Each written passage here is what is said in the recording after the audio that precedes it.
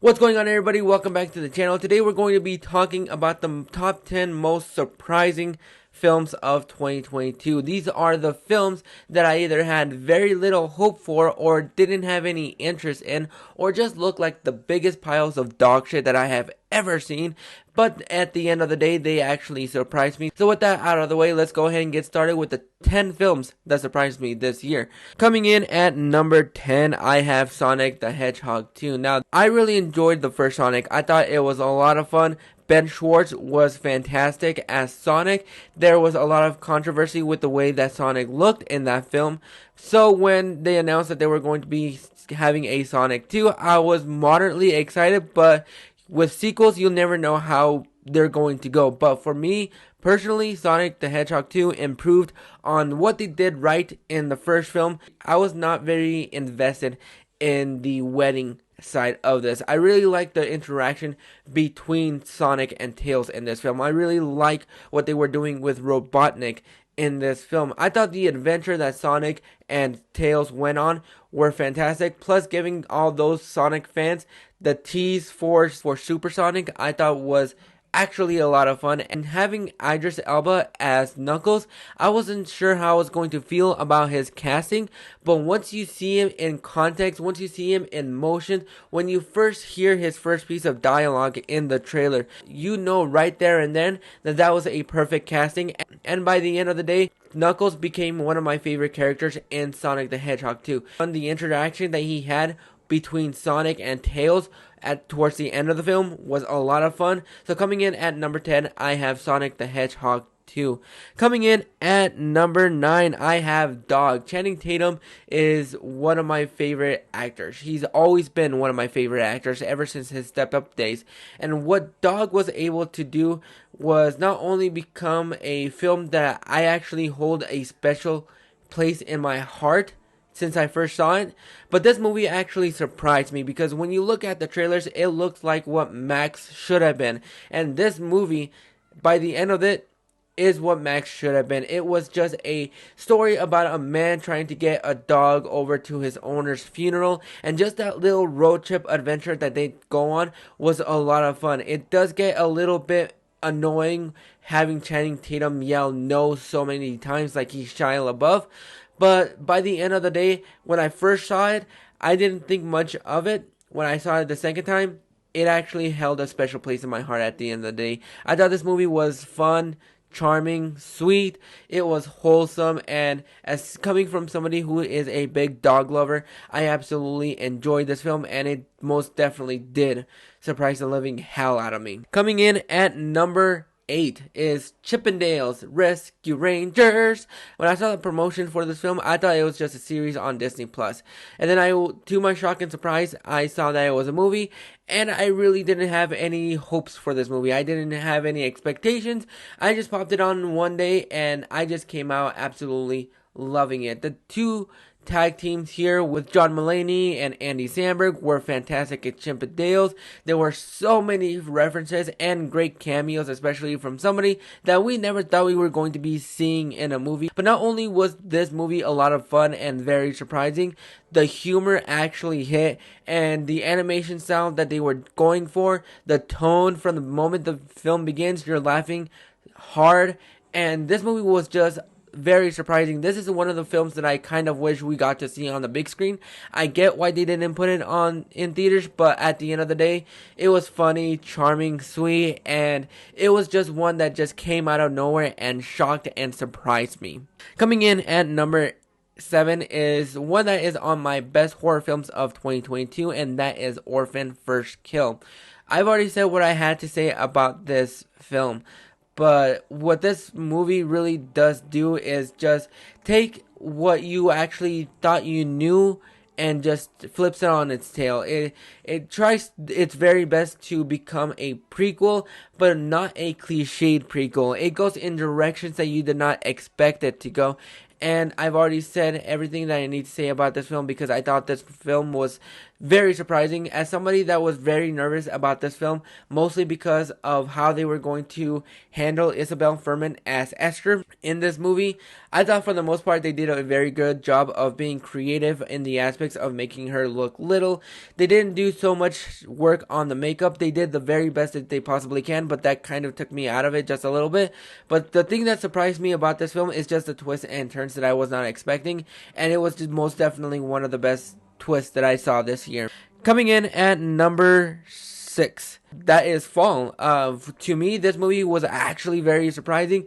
The tension you feel when these two are on the cell tower and just the anxiety filled trip that you're on. You feel like you're on top of this radio tower with them, trying to get down safely as possible. From the moment that they start climbing up there, your gut is wrenching. You are clustering your fists and just holding your whole body tight together.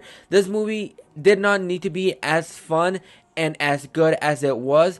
That's why it surprised the living hell out of me, because I saw the first trailer for this film when I went to go see Jurassic World Dominion. The trailer, I'm not gonna lie, looked absolutely terrible. People were laughing because we didn't know what the hell was going on. But I went to go check it out, and it just shocked and amazed me. I thought it was a lot of fun. This movie will most definitely will test your anxiety, even though I was not on top of that cell tower with them, it felt like I was on top with them, and that twist is something that I was actually not expecting to happen. Most people probably did expect it to happen. I personally did not.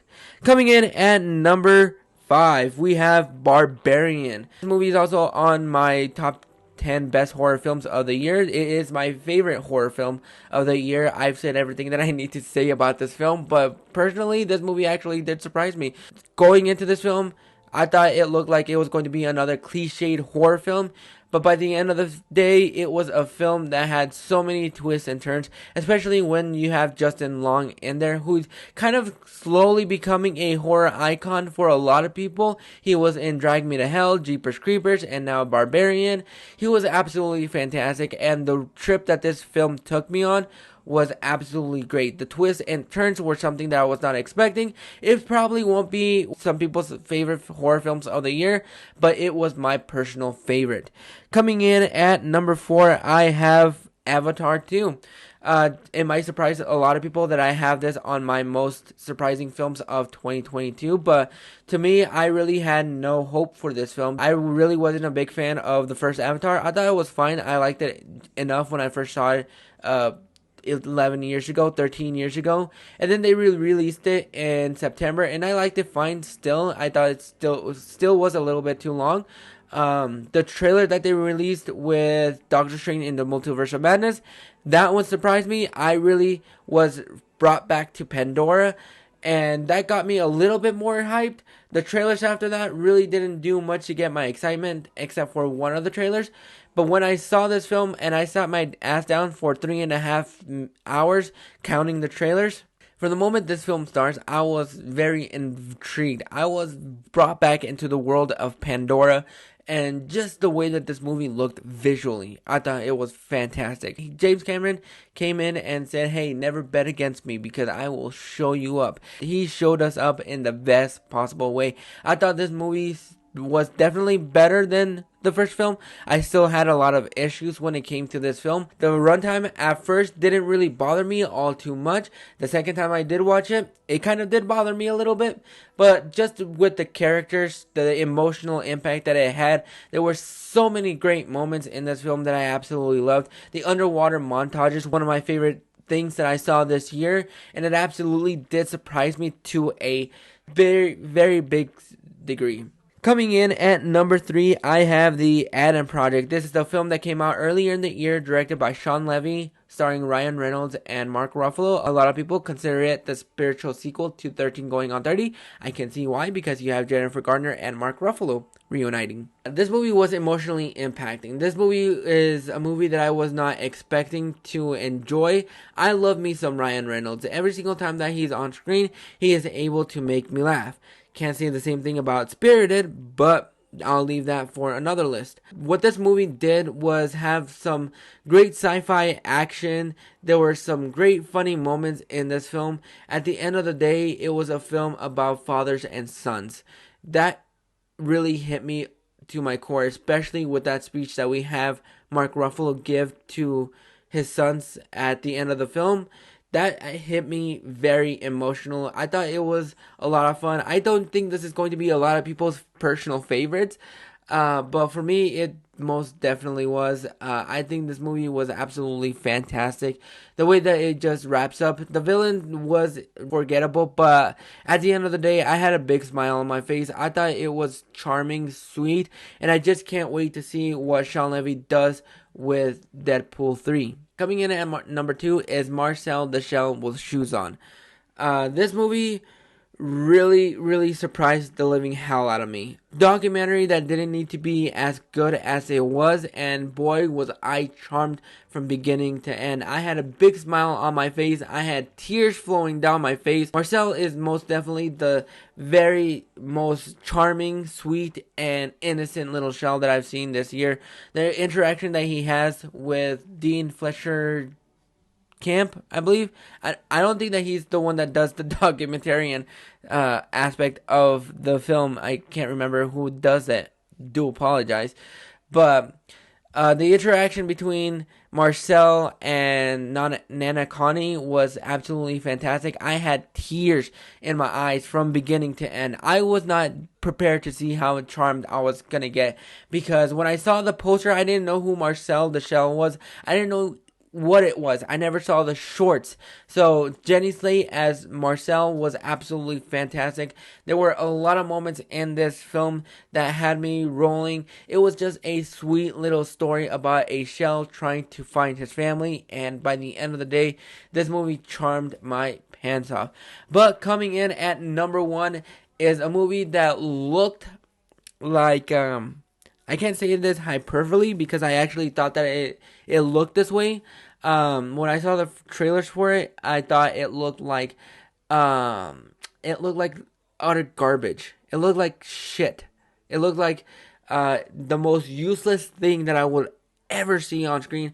I had no hope for this movie. I was not excited. The trailers looked absolutely atrocious, and I was not prepared to be charmed by Lyle fucking Crocodile.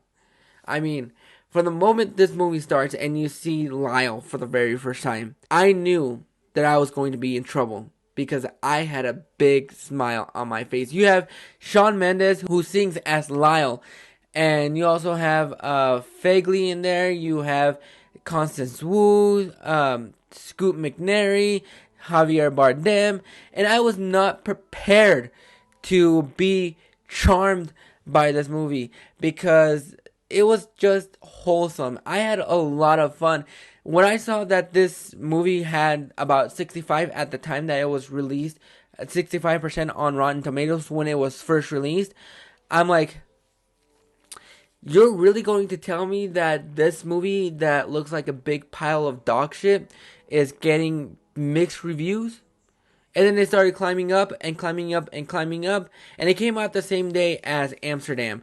And that movie did not turn out as great as it possibly should have. But Lyle Crocodile absolutely adored me. The music is fantastic. I have not been able to stop listening to the soundtrack since I saw the film the second time, because the first time I had a very bad experience with this film. But I was just charmed by this film. The interaction between Lyle and the family was so heartwarming, and it was just a movie that I was about ready to say, this movie that looks like a big pile of shit, it's a big pile of shit, don't waste your time. But by the end of the film, I was laughing, I was toe tapping, I was just charmed by Lyle, and this movie most definitely is the most surprising film of 2022, mostly because it just looked like a big pile of dog shit. I was not expecting this film to be as charming as it was. Now, it might not have worked for a lot of people, but it most definitely worked for me. It was funny, cute, charming. By the end of the film, I wanted my own little Lyle, and I just absolutely came out adoring it. Why did I watch it when it looked like it was going to be a big pile of shit? Well, because, like I said earlier, it came out the same day as Amsterdam, and that movie was not getting the best word of mouth, so I decided to put my money where my mouth is, and I decided to support the movie that was getting the better word of mouth just to see how I was going to feel about it, and I just absolutely came out surprised. But those are my top 10 surprising films of 2022. What are your surprising films of this year? Do you have any that you thought looked like a big pile of dog shit and just came out absolutely loving it? Maybe it's something that most people really didn't love, but you did. Go ahead and drop those thoughts in the comments below. And if you like this video, go ahead and click that like and subscribe button so you don't miss out on more. Click that bell notification so you get notified every single time that a video pops up. And we'll catch you guys on the flip side.